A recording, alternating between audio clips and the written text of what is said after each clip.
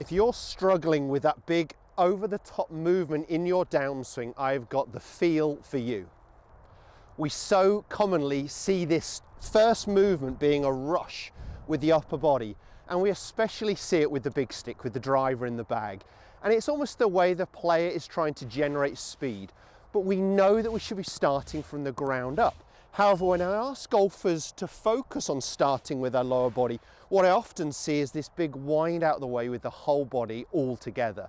So what I'm going to ask you to feel, if you struggle with this movement in your downswing, the upper body being too dominant, is that you stay close to the target for longer.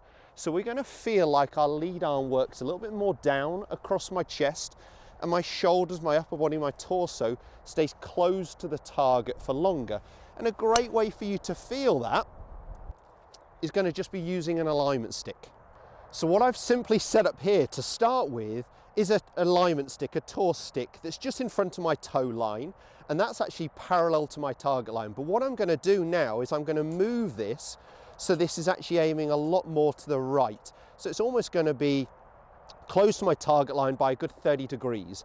And I'm just going to get the sensation that in the downswing, I get the club shaft more matching this alignment stick on the ground. I'm trying to feel like my torso, my upper body, stays at right angles to this as long as possible, and the club actually moves down this line. Now, you may well have seen Justin Rose making this very exaggerated downswing rehearsal.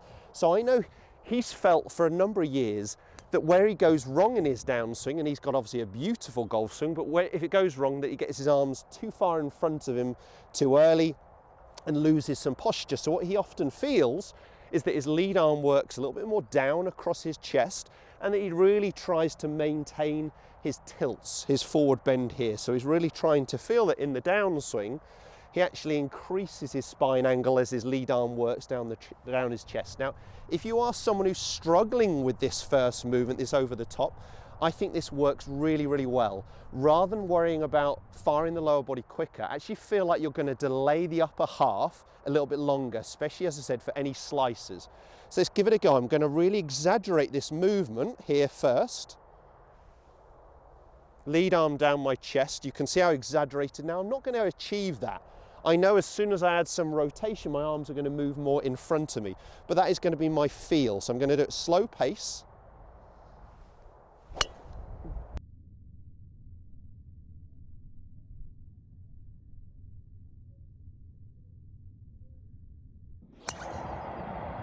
And I hit a big hook, big right to left hook, and that's really what I'm trying to get the sensation of first, is arms down here at the start of the downswing before I add some speed to that movement.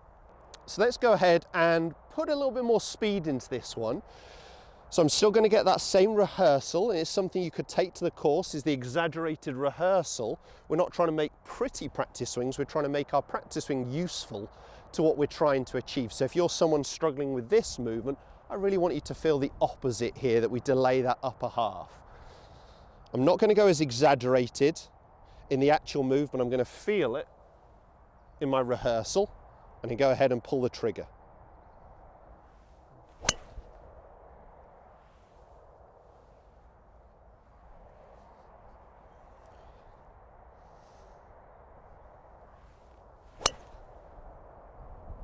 So the sensation I got there as a full swing, if I was having a swing feel, was just that I allowed my arms to drop. I kept my upper body, my torso close to the target that little bit longer, rather than rushing that movement at the start of the downswing.